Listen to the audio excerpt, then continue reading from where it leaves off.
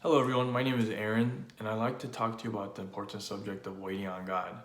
This is something I've been doing for the last few years, but recently, just like a few weeks ago, God's really taught me about waiting on God, and I want this lesson to be passed on to you guys as well and be a blessing and find the joy in waiting on God, the hope. So whatever you're asking for, waiting on God is the right answer, is what you should be doing. I believe God made us totally dependent on Him, and waiting on God shows Him that we are actually dependent on Him, shows our helplessness and dependency on Him. And when we don't pray, it shows that we're self-sufficient, and it's like pride, so you have to pray, you have to request, and you have to wait. And I've been saved for 11 years, but the last 5 years I've started to have a very strong desire to go into pastoral ministry. One gift that I have, it's not like an amazing gift, but relative to my other strength is teaching.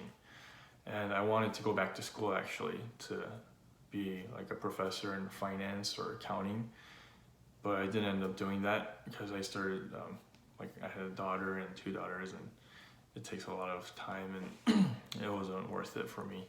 Anyways, I found that I really enjoy teaching others about God, kind of just expressing my joy to them even, and whatever I learned in my quiet time, I shared it with my church at the time. When I was leading worship, the call to worship would come from what I learned that week.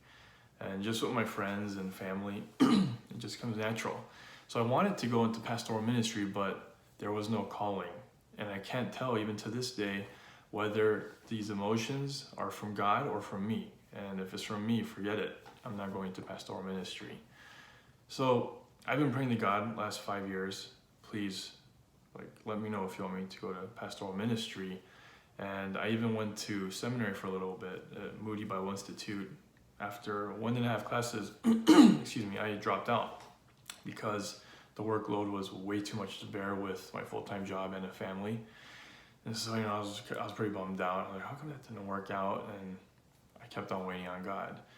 And about 1.5 years ago, I went through a very difficult time. And through that fire, I was changed. Basically, it's not a second salvation, but the change was almost that dramatic, where I've learned by force to depend on God, and it is great.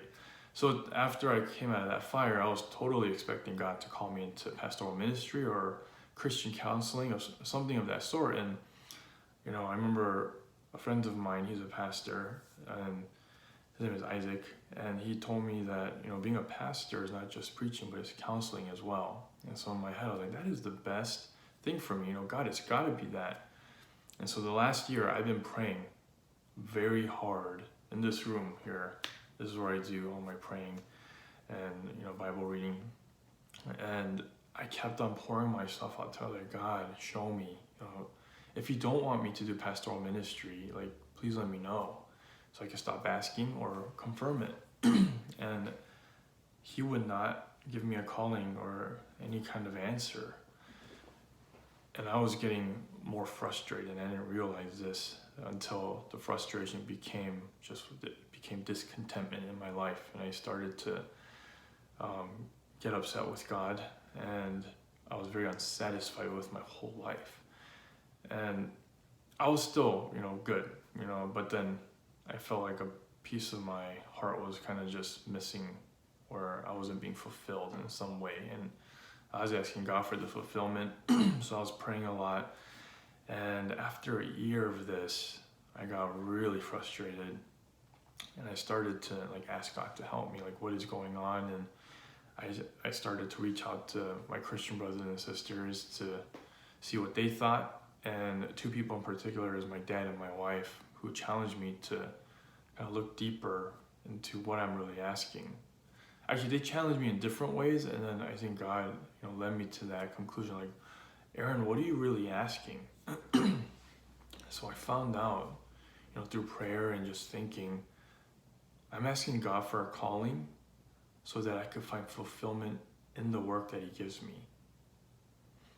So this was a kind of eye-opening moment. So I wasn't looking to God to be fulfilled, but I was looking for to find fulfillment in doing works for him.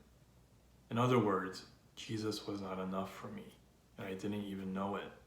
I was becoming so unsatisfied because I felt like I needed to be fulfilled by the work he would give me. So I immediately repented.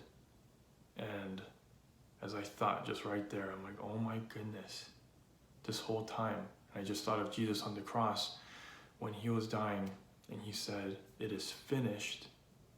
Everything was done for me. There was no work left for me to do. I didn't have to do anything. The work was complete. I could just rest in him. And that hit me really hard. I was looking for fulfillment in the wrong place. And Jesus is saying, look, I've done it all for you, and I am enough. All you need is me. All I need is Jesus. All I want is Jesus. So I realized that, and I pondered on it, and I prayed, and then just peace came into my heart, and that discontent just left, and I was filled with thanksgiving instead. And as the very next day came, I just stopped asking for a calling or a sign, and I started to just seek God for God now. I wasn't seeking God for guidance or fulfillment. I was already fulfilled in God, and I was just seeking God to know him more now. His personality, what makes him happy, angry, sad. How does he view me? How does he view other people? What breaks his heart and what makes him glad? I want to know more about his power, his majesty, his love, his grace. And so I started seeking more just the attributes and character of God, and I started to just be more in awe and falling more in love with him.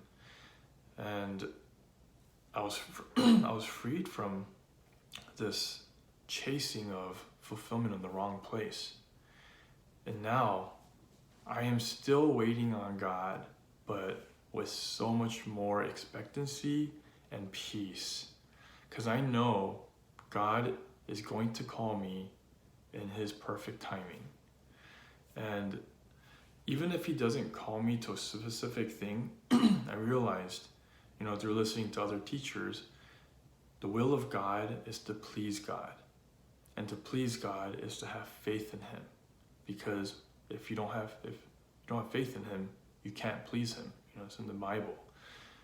And so the way you do the will of God is to have faith in him. And that means having faith in him in everything you do, in every moment.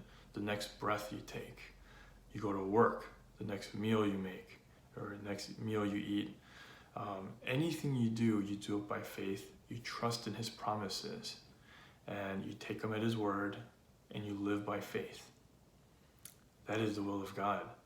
So I want to do that, and one way, to keep that, to continue to do that is to, stay out of sin the best you can.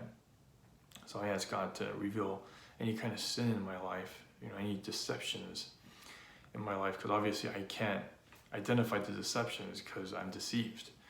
And so God has been revealing, different sins in my life and helping me to turn away from them so that I can live a life that is pleasing to God, a life that is lived by faith. So when you're waiting on God for something and he's not answering you immediately, take it from me. Find your fulfillment, find your needs in Jesus alone. Focus your attention on Jesus being everything you ever want, everything you need, and then look to him for him. Seek God to know him more for the purpose of him. And whatever your prayer request is, he's going to answer it, either with a yes or a no or some other thing. But the thing is, his answer will be best for you. I've asked for certain things, and I thank God he didn't say yes, looking back. And he's always doing what's best for us, according to Romans 8:28. So you can be assured that whatever you ask in prayer, he's going to give you the very best. Just wait. Okay? So I hope that's been a blessing and encourages your walk with God and really helps you to have a better prayer life. God bless you.